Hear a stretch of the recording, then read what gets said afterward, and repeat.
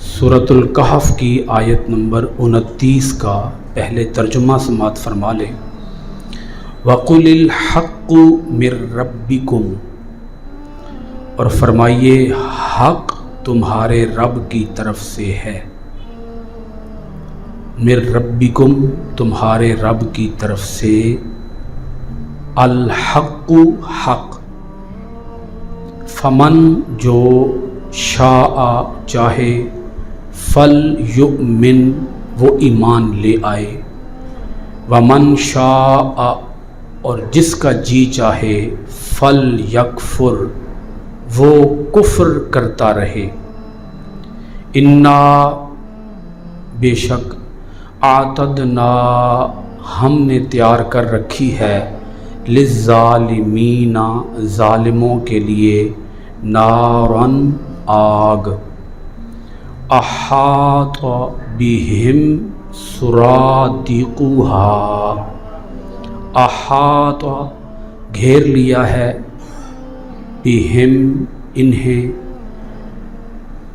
سرادقها اس آگ کی دیوار نے، وَإِن يَسْتَغِيثُوا اور اگر وہ فریاد کریں گے، یغاثوا تو ان کی فریاد رسی کی جائے گی، بِمَاءٍ ایسے پانی کے ساتھ، کالمہلی جو پیپ کی طرح غلیظ ہے، یشوی الوجوہ اور اتنا گرم کہ بھون ڈالتا ہے چہروں کو، بئس الشراب یہ مشروب بڑا ناگوار ہے، وساءت مرتفقا اور یہ قرارگاہ بڑی تکلیف دہ ہے۔ آیت نمبر 29 کا ترجمہ آپ نے سماعت فرما لیا ہے۔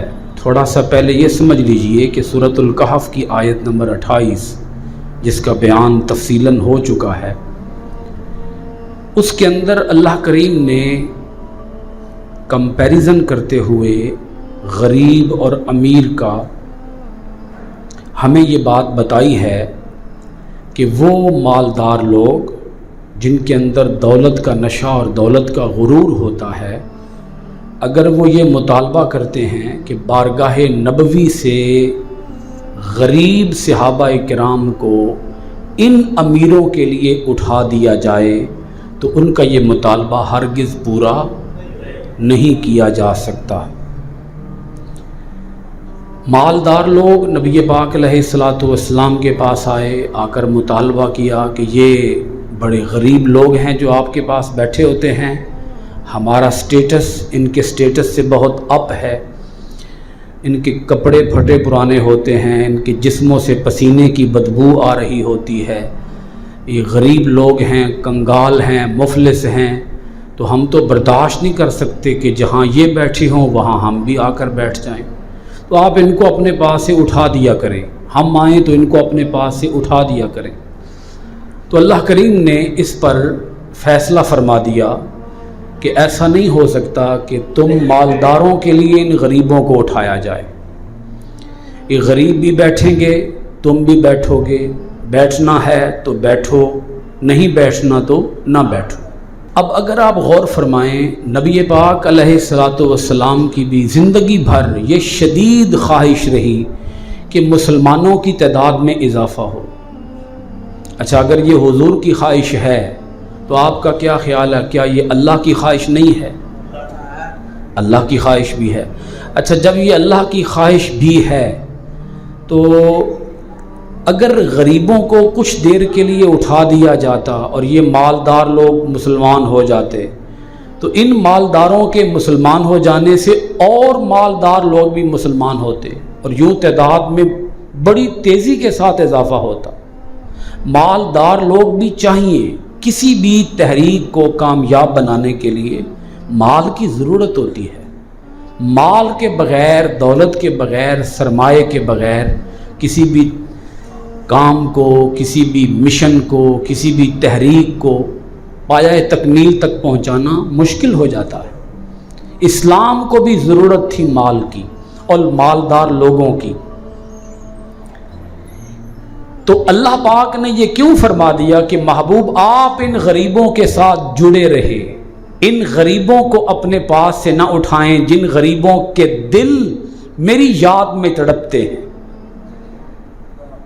یہ کیوں فرمایا اللہ کریم نے کہ مالدار نہیں آتے نہ آئیں، ہم غریبوں کو نہیں اٹھا سکتے؟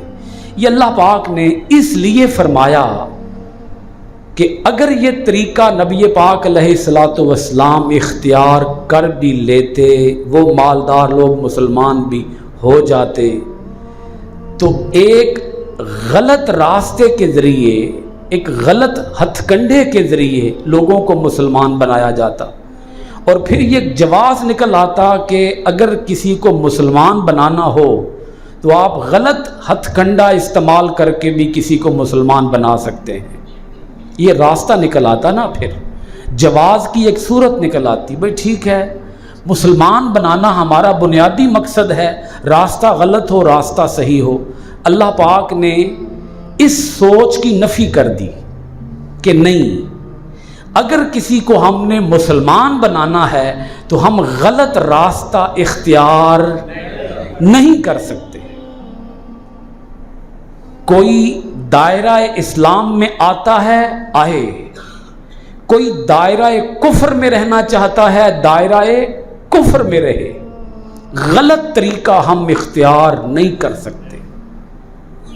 یہاں سے میں ان پیروں کو بھی پیغام دینا چاہوں گا، وہ پیر جو 2 نمبر ہیں، جو جعلی پیر ہیں، جو اوچھے ہتھ کنڈے اختیار کر کے اپنے مریدوں کی تعداد بڑھاتے رہتے ہیں، انہیں بھی سوچنا چاہیے کہ جب اللہ نے مسلمانوں کی تعداد بڑھانے کے لیے کوئی غلط راستہ اپنانا اختیار نہیں کیا، کوئی غلط راستہ اپنانا پسند نہیں کیا، تو پھر یہ 2 نمبر جھوٹے پیر یہ غلط راستہ کیوں اختیار کرتے ہیں اور اپنے اس پاکیزہ مشن کے اوپر کیوں ایک داغ لگواتے ہیں، ایک دھبا لگواتے ہیں؟ سوچنا چاہیے کہ جو حق کے راستے پر ہوتا ہے وہ ہمیشہ راستہ بھی حق کا ہی اختیار کرتا ہے، وہ غلط راستہ غلط طریقہ بولیے اختیار نہیں کر سکتا۔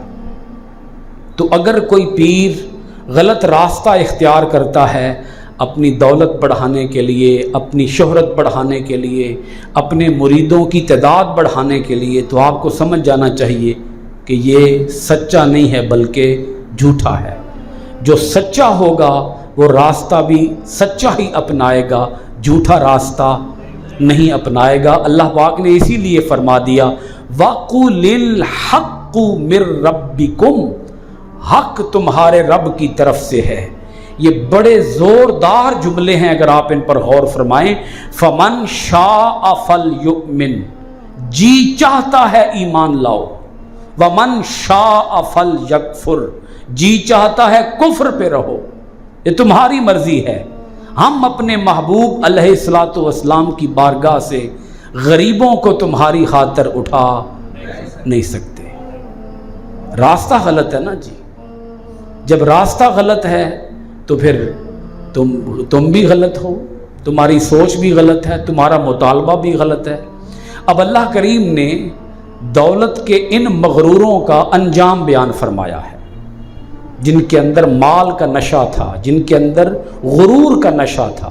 اللہ پاک نے کا انجام بیان کرتے ہوئے فرماتا ہے اِنَّا أَعْتَدْنَا لِلظَّالِمِينَ نَارًا، ہم نے ظالموں کے لیے تیار کر رکھی ہے آگ، ان دولت کے مغروروں کے لیے جن کے اندر تکبر ہے، غرور ہے۔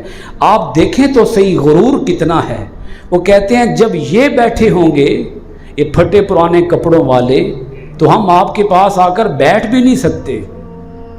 یہ آپ سمجھ لیں کہ آج ہی ایسا نہیں ہے کہ لوگوں کے اندر آج غرور آ گیا ہے دولت کا، یہ بارگاہ بلکہ آپ کہیں دور نبوی سے یہ چلا آ رہا ہے۔ یعنی جتنی انسان کی تاریخ پرانی ہے اس دولت کے غرور کی بھی اتنی ہی تاریخ پرانی ہے۔ جس کو بھی رب نے دولت دی ہے بہت تھوڑے لوگ بچے غرور سے، گھمنڈ سے، وگرنہ لوگوں کے اندر کیا آیا؟ دولت کا نشہ، دولت کا غرور، دولت کا گھمنڈ آیا۔ بہت کم لوگ بچے جن کو اللہ تعالیٰ مال دیتا ہے اور مال کی وجہ سے ان کے اندر غرور پیدا ہو جاتا ہے۔ ان کی پھر حالت یہ ہوتی ہے، وہ کسی سے سیدھے طریقے سے سلام بھی نہیں لیتے کہ ہم سلام ہی لے لیں۔ جب سلام بھی لیں گے تو اس کے اندر بھی غرور، تکبر ٹپک رہا ہوگا، حالانکہ سلام لینا سنت رسول ہے۔ اور یہاں اللہ پاک انجام بیان کر رہا ہے ان مالداروں کا جن کے اندر دولت کا نشہ چڑھا ہوا ہے، ان مالداروں کا۔ انا اعتدنا للظالمین نارا، ہم نے تیار کر رکھی ہے آگ۔ اب آگے اللہ تعالیٰ اس آگ کی تفصیل بیان کرتا ہے۔ احاط بہم سرادقها، آگ کی دیواریں ان مالدار متکبروں کو چاروں طرف سے گھیر لیں گی۔ اللہ اکبر، آگ کی دیواریں ان مالداروں کو چاروں طرف سے، یعنی کوئی راہ فرار نہیں ہوگا، کوئی بھاگنا بھی، بھاگیں گے سارے، جان بچائیں گے اپنی کہ کسی طریقے سے ہم اس آگ سے بچ سکیں۔ اللہ پاک فرماتا ہے ہر طرف، چاروں طرف آگ کی دیواریں ہوں گی، آگ کی دیواریں ہوں گی، اور ان دیواروں سے کوئی باہر جا نہیں سکے گا۔ وہ آگ انہیں گھیر لے گی نا، آگ کی دیواریں انہیں گھیر لے گی۔ وَإِن يَسْتَغِيثُوا، اس وقت وہ فریاد کریں گے کوئی پانی تو دے دے، پکاریں گے، چیخیں گے، چلائیں گے۔ یغاثوا، اللہ پاک فرماتا ہے ان کی فریاد رسی کی جائے گی، پلائیں گے ہم ان کو پانی، مگر کون سا پانی؟ کل محل، پیپ، خون، یہ پلائیں گے۔ صرف پیپ خون نہیں، آگے دیکھیں اس پیپ خون کی تفصیل اللہ پاک بیان کرتا ہے۔ یش والوجوہ، وہ پیپ اور خون ایسے ابل رہی ہوگی، پیپ ایسے ابل رہی ہوگی، خون ایسے ابل رہا ہوگا، اتنا گرم ہوگا جیسے پگھلتا ہوا تانبا ہوتا ہے، اتنا گرم ہوگا وہ پیپ اور خون کا پانی، اتنا گرم ہوگا۔ یش والوجوہ، وہ ان کے چہروں کو بھون ڈالے گا۔ ایک ہے جھلس جانا چہرے کا، بھئی دیکھیں نا آگ بڑی دور ہو اور چہرہ آگ کے قریب جائے تو کیا ہوگا؟ چہرہ جھلس جائے گا۔ لیکن اللہ پاک نے یہاں جھلس نہیں فرمایا کہ چہرہ جھلس جائے گا، بلکہ فرمایا وہ اتنا گرم پانی ہوگا۔ کون سا پانی؟ پیپ کا پانی، خون کا پانی، اتنا گرم ہوگا کہ وہ ان کے چہروں کو بھون ڈالے گا۔ بئس الشراب، یہ کتنی بری چیز ہوگی پینے کی جو ان کو پینے کے لیے دی جائے گی۔ مانگیں گے پانی، پلایا جائے گا پانی، مگر کون سا؟ ٹھنڈا نہیں تے گرم بھی نہیں، اتنا شدید گرم، پیپ اور خون کا پانی اتنا شدید گرم کہ ان کے چہروں تک کو بھون ڈالے گا۔ اگر چہرہ بھون ڈالا جائے گا تو پھر اندر گلے کا حال کیا ہوگا؟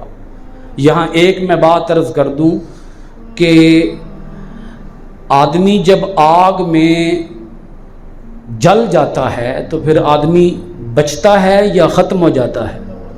جی، لیکن اللہ پاک نے قرآن مجید کے اندر یہ بات ایک مقام پر بیان فرمائی ہے، اس سوال کا جواب دیا ہے کہ جب انسان ہو ہی ختم جائے گا تو پھر اس پر عذاب کیسے آئے گا؟ بھئی ایک دفعہ آگ لگی، جل گیا، سڑ گیا، ختم ہو گیا، تو پھر دوبارہ عذاب کیسے ہوگا؟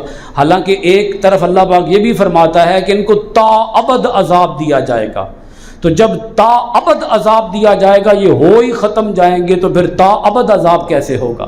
اللہ پاک نے اس کا جواب یہ دیا ہے کہ ان کے جسموں کے اوپر نئی کھال ڈالی جائے گی، ان کو الگ ایک نئی کھال دی جائے گی، ان کے جسموں کو نیا چمڑا دیا جائے گا، پھر اس کو جھلسایا جلایا جائے گا، پھر ان کے جسموں کے اوپر نیا چمڑا آئے گا، نیا ماس آئے گا، نیا گوشت آئے گا، پھر اس کو جلایا جائے گا۔ تو یہ عمل تا ابد جاری رہے گا، تا ابد جاری رہے گا۔ بھئی کچھ آیت کی آپ کو سمجھ آ رہی ہے؟ اور اللہ پاک نے آگے اسی لیے ارشاد فرمایا، یہ سوال، اس سوال کا جواب اس لفظ کے اندر بھی دیا، وَسَاءَتْ مُرْتَفَقًا، اور جہنم کتنی بری جگہ ہے رہنے کی۔ اس کا مطلب یہ ہے وہاں ان کا رہنا ہمیشہ ہوگا، وہ رہیں گے اور تکلیف کے اندر رہیں گے۔ یہ تکلیف ایک لمحے کے لیے بھی ان سے ہٹائی نہیں جائے گی، شدید تکلیف، بہت زیادہ تکلیف، اور تکلیف کا عمل کیا ہوگا؟ مسلسل ہوگا۔ جرم ان کا کیا ہے؟ جرم پتہ ہے آپ کو ان کا جرم کیا ہے؟ مال کا غرور، اور اس مال کے غرور کی وجہ سے اسلام نہ لانا، دولت کے غرور کی وجہ سے اسلام نہ لانا، اور نبی پاک علیہ الصلوۃ والسلام سے یہ مطالبہ کرنا کہ آپ غریبوں کو اپنے پاس سے اٹھائیں گے تو ہم تب باپ کے پاس بیٹھیں گے۔ تو اللہ پاک نے فرما دیا کہ تم جاؤ بھاڑ میں، تم جلو جہنم میں، ہم تمہیں جہنم کی آگ میں جلائیں گے، لیکن ان غریبوں کو حضور کی بارگاہ سے ایک لمحے کے لیے بھی نہیں اٹھائیں گے۔ ہمیں تو ان سے پیار ہے، ہمیں تو ان سے محبت ہے۔ ایک بات اور عرض کر دوں، جتنی قدر محبت کی رب کرتا ہے نا، قسم سے اور کوئی بھی نہیں کرتا۔